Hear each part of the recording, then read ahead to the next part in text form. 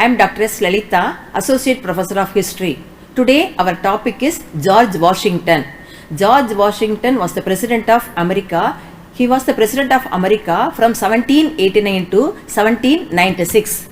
He was the first President of America. He was the son of Augustine Washington and Mary Ball Washington. His birthplace was Virginia. Virginia was one of the 13 colonies of America. In the year 1755, he was the commander of the Virginian military force. And then in the year 1774 and 1775, he participated in the Continental Congress held at Philadelphia. And then he also participated in the American War of Independence. He was the leader of the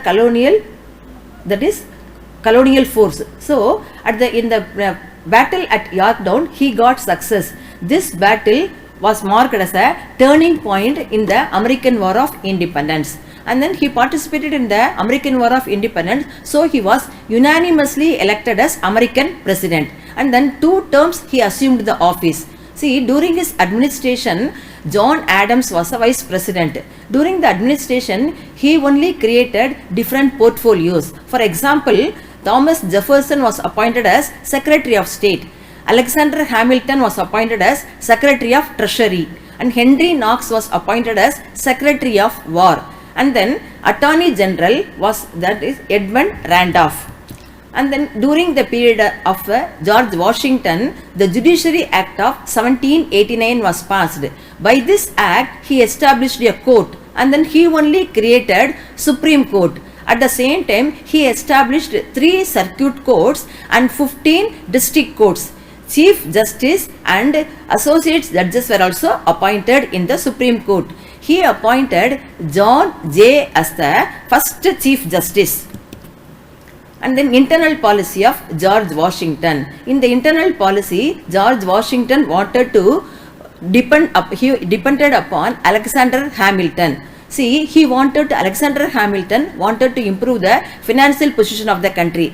At the same time, in order to save the political system, he wanted to get the support of all the people in America. At the same time, in order to promote the economic condition, he supported the manufacturers, merchants, capitalists and the landlords. And then Hamilton's financial policy. In order to improve the economic condition and stabilization of America, Alexander Hamilton played a very important role. He decided to establish the credit of the government at home, not only at home but in abroad also, so that in order to improve the economic condition, he gained the support of rich and the nobles. From the rich he got money, from the nobles he got the ideas. And then at the same time, southern people argued that Washington supported only the big landlords. And then so that in order to gain the support of southern people, he shifted the capital to Washington. At the same time, by collecting all the money, he cleared the debts as early as possible. And then at the same time, he raised revenue through taxes and tariffs. And the important one was he levied tax on rum and whiskey. At the same time, he set up a national bank for the development of the country. And then during the period of George Washington, whiskey rebellion is considered as one of the important incidents that took place in the year 1794. See, after the American Revolution, the newly formed government, in order to generate revenue only, in order to clear the national debt, they issued the tax on rum and whiskey.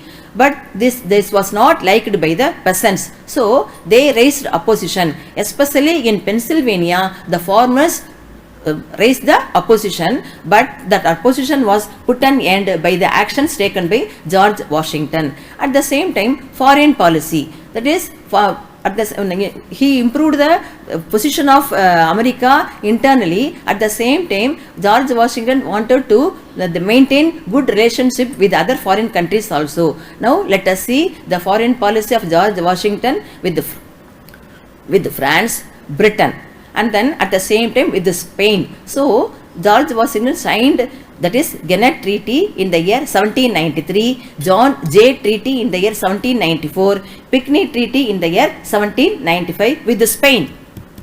And then relation with France. George Washington and Hamilton had their sympathy for the English, while Jefferson for the French. See, because at the time of American War of Independence, for the American colonies, France supported. So, France expected support from the colonial forces. But there was two divisions in America. Some people wanted to support France, some other people wanted to support their mother country, Britain. So, the Federalists remained pro-British. They viewed Great Britain as a nation standing for order. So, they wanted to support that one. At the same time, the France as a country drifting to anarchy, just like that they argued. And then, see, anti-federalists advocated the annexation of Canada from England and Florida from Spain. This was the relation of this America with France. Now, let us see the relation of America with Britain. See, in the year 1793, France declared war on Great Britain.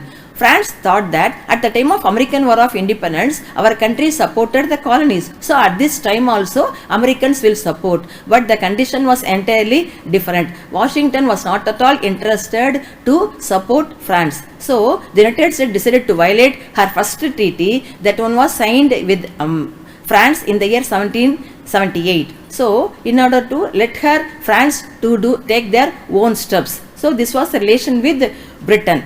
And the next one, the French Republic, Genet. The French Republic sent Edmund Genet as its minister to the United States to get the support. But this Genet openly argued the Washington's policy. So he was in the return to his own country. Another person, Maurice, was appointed. And then this Maurice also created some problems with the French government. So James Monroe succeeded Maurice as the American minister in France. And then next, John Jay Treaty, that one was signed in the year 1794. See, the war in Europe offered opportunities for the expansion of American trade. See, at all the time, America followed the policy of neutrality. At the same time, see, the trade also increased. That is, the increasing of trade with other European countries was not liked by Britain. So, finally, British, wanted to put an end to the expansionist policy and then increasing trade relations. He wanted to put an end. So, there was a strained relations between these two countries. And then Washington sent John Jay as a mission to England in the year 1794. And then finally, John Jay signed a treaty with England. And then next, both of them compromised. And then Britain allowed, that is America, to trade relations. And then the provision of the treaty, but the treaty signed with Britain was not at all up to the satisfaction of Americans. And then Picnic Treaty. The situation is going on around like this, relation with Britain, relation with France, and then Spain wanted to get the support of the United States because they thought that this Britain and France joined together, it may create some problems to the Spain. So, the Spain wanted to send his own envoy, Pinckney, to sign a treaty with America. That treaty is signed in the year 1795. And then provisions of the Picnic Treaty, Spain accepted, that is 31st parallel as the boundary of Florida with the United States, and then permitted these Americans to have free navigations at the Mississippi River. So it somehow it solved the dispute between, that is Spain and United States. And then finally, America wanted to promote that trade at the expense of warring powers. At all the time, America followed the policy of neutrality. The neutral policy, that is improved that is social, political, economic condition of America. Washington created a free nation, free from internal discord and external complications. Even nowadays also, if there is any problem in any country, America followed the policy of neutrality. In times of need, they will help them and make them to become a very good relations. Thank you.